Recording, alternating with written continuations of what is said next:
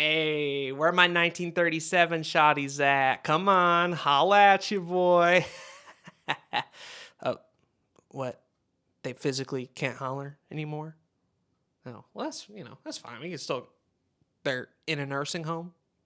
Oh, well, that's just sad. Snow White and the Seven Dwarfs is a timeless masterpiece. It's also super dated by today's standards. Wait a minute, isn't that a contradiction? Aiden, which one is it? Both. And let me break down why. I don't watch old movies.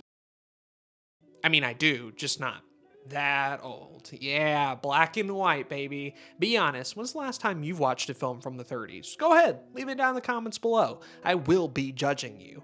I don't mean to ruffle any feathers or nothing, but I think these old movies are kind of boring. Yeah, look, I also think they're kind of cringe, maybe even a touch problematic. Okay, look, I'm a Gen Z kid. The only thing I can stand these days is Skibbity Toilet and epic Roblox memes. I just heard it's raining tacos the other day, and apparently them bitches are falling out of the sky. We're getting off topic. For Snow White and the Seven Dwarfs to hit in a modern context, it's got to unravel this ADHD brain and keep my attention. And thankfully, there's a couple of great elements to it, like the soundtrack. I think out of all the Golden Age films, Snow White and the Seven Dwarfs has the most earworms. You got Whistle While You Work, Hi Ho Ho Ho, no affiliation there, and I'm Wishing. For a great deal on Wish.com, hey! Not only are these tracks super memorable, they're also diegetic. Yes, I looked up the word diegetic on Wikipedia. Can you tell how smart I am? To simplify things a bit, diegetic music happens in universe. Hi-ho is a great example of this. When you get to that part, bum bum bum bum bum bum bum bum, it plays normally the first time. Later on, same example, only this time it's a turtle comedically falling down the stairs.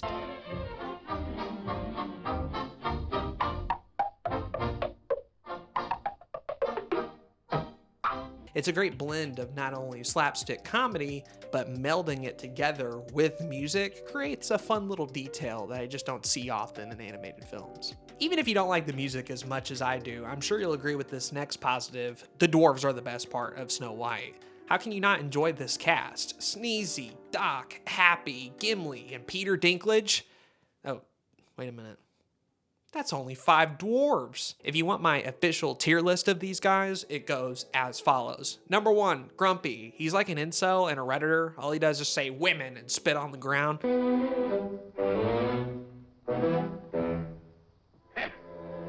Women. Funniest shit I've ever seen. Number 2, Sleepy. A whole ass mood, honestly. Bro looks like he has one foot in the grave, and I love the little beef that he has with the fly. Really cute. Number 3 might be a shock to some, but I'm gonna go with Bashful. I just think he's cute as heck, and the fact that he wraps his beard around his face, it's awesome. Number 4, Dopey. Who doesn't love Dopey? Yeah, he's a little stupid, but aren't we all? Number 5, Sneezy. Fun fact, I confused Sneezy with Bashful earlier in the movie. I am so sorry, Bashful. Sneezy is not worthy of that comparison. Number 6 is Doc. This one confuses me because all the rest of the dwarves are named after adjectives, and then you just have Doc. Like, what about him is doctorly? His glasses? The fact that he stutters? Maybe the fact his arms move real crazy? I don't know, I've never understood it.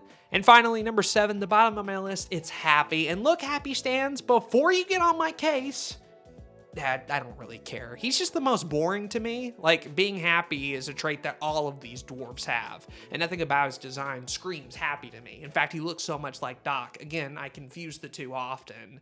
He just is the least memorable dwarf, in my opinion. Look what you made me do, Happy. Now I'm pissed off. I'm ready to bitch and moan and complain.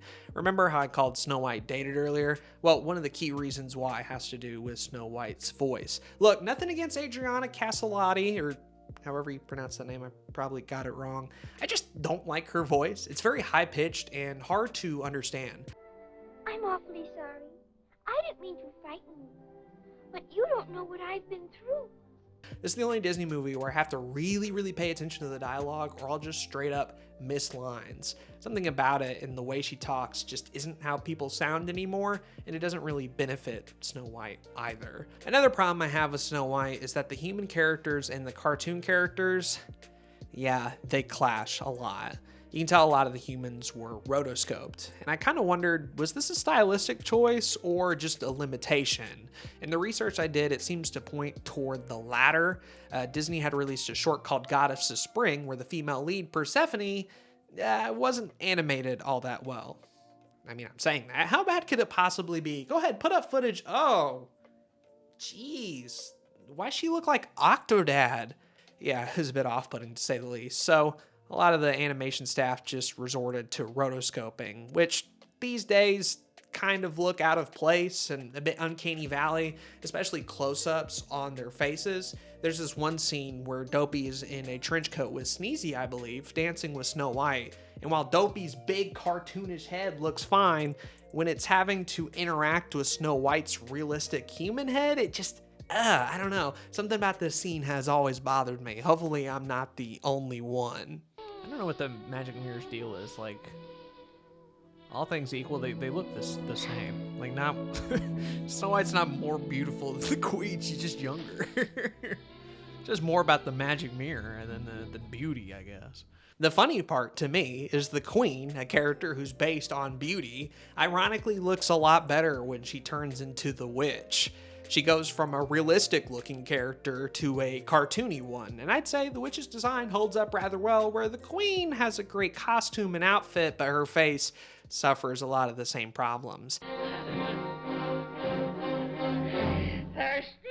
Have a drink. It's pretty obvious nowadays that Snow White was made for kids. And I mean little kids. Don't believe me? There's a song about cleaning up the house. There's a song about washing your hands. Snow White prays before she goes to bed. In fact, there was supposedly a scene where she would explain the importance of prayer to the dwarves. None of these are bad things. In fact, you should wash your hands, and you probably should help your mom clean the house. I mean, she's been working all day. Don't you think she deserves a bit of a break? All this to say, I just think it kind of borders on talking down to, and at worst, it just is kind of boring. You think their mother would... Maybe they have no... Some of the things she's saying applies to, like, everyone's they're homes. orphans. Everybody's home got cobwebs. Everybody got a pile of dishes. The last thing we got to talk about is the pacing. It's a bit lopsided, to say the least. 90% of the plot happens in the first 10 minutes and the last 10 minutes. In fact, the film actually opens with 2 paragraphs of reading material that explains the entire dynamic between the Queen and Snow White. Then we get the I'm wishing scene, the huntsman, she runs into the woods, and we're about 10 minutes in. Fast forward to the end of the film, the whole bit with the pie and the poison apple, the witch running away and her dying, that's also the last 10 minutes. There's a whole hour of the film where Snow White is just kind of vibing and hanging out with the dwarves. Granted, a lot of the best scenes in the movie come in this portion. There's the whistle while you work scene, iconic. Hi ho, iconic. I love Grumpy's introduction. She sees him for the first time and goes, "Oh, you must be Grumpy." It's the best line in the entire movie. We stand mocking Grumpy in this household. Oh, you must be grumpy. And that's when it hit me. This is a vibes-based movie. This is emotional beats first, plot stuff later. And that's fine with me. I'm a character-first person. But if you're the type of person who likes momentum in their stories, twists and turns, what's gonna happen next? You're watching the wrong film. Snow White was ahead of its time. It was the first animated theatrical release. It was the highest grossing film of 1938. A lot of people thought that this movie would bomb, and it turns out that it didn't, and that's really cool.